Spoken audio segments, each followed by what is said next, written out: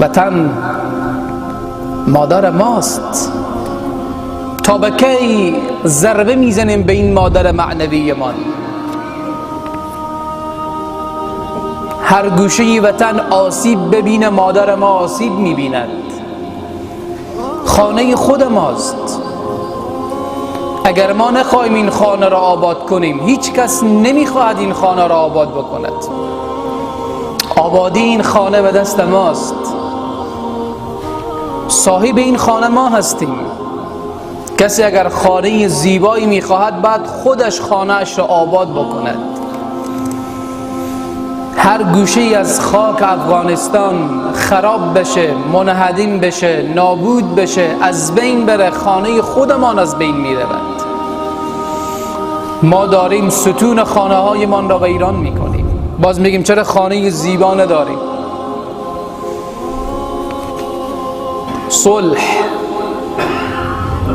به خاطر الله رب العزت و الجلال. تا جایی که در توان شما هست دریغ نورزید.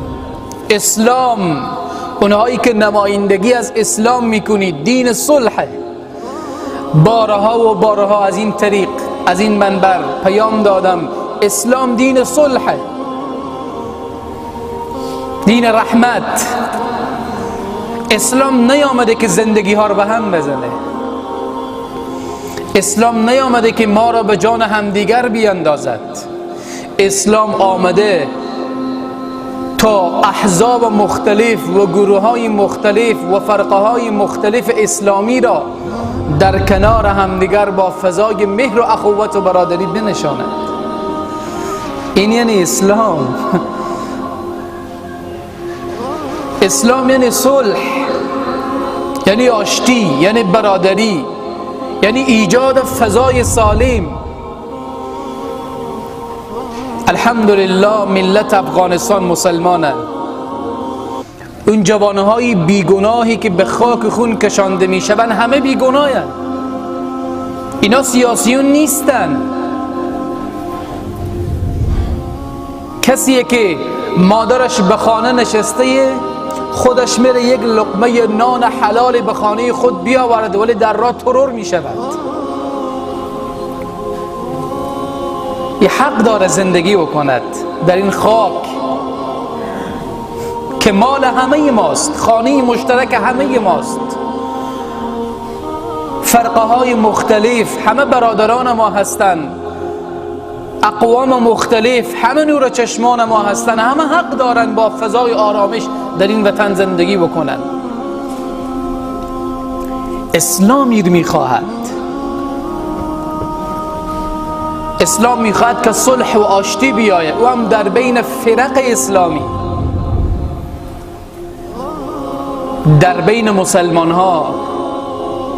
اسلام خواهان اگر کفار که به دین ما هیچ عقیده و باوری ندارن اما خواهان صلحن، الله تبارک و تعالی نص صریح قرآن بیان کرده که ای پیامبر با کافر صلح بکن.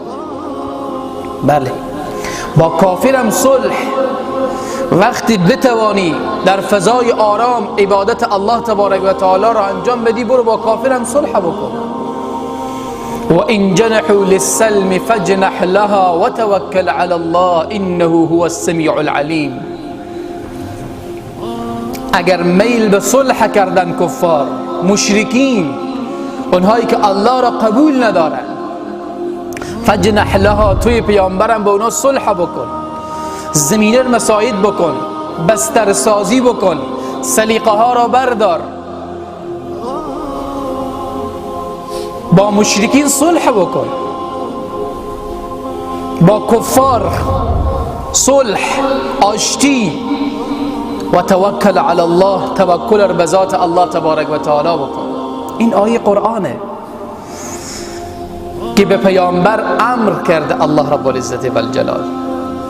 پیامبر مأمور شده از جانب خداوند هنگامی که کفار میخواهند صلح بکنن، رسول الله هم با سپاه صحابه صلح بکند.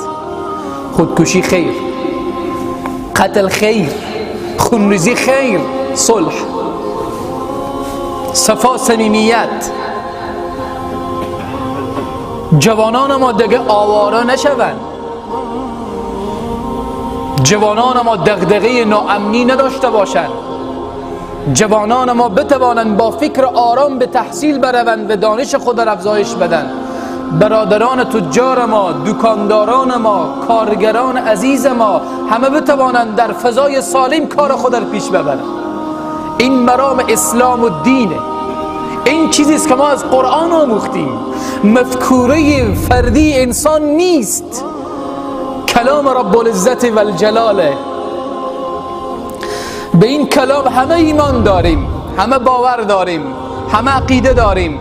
این پیام قرآن و پیام محمد رسول الله صلی الله علیه و سلم پیام صلح. پرچم محمد رسول الله صلی الله علیه و سلم پرچم صلح،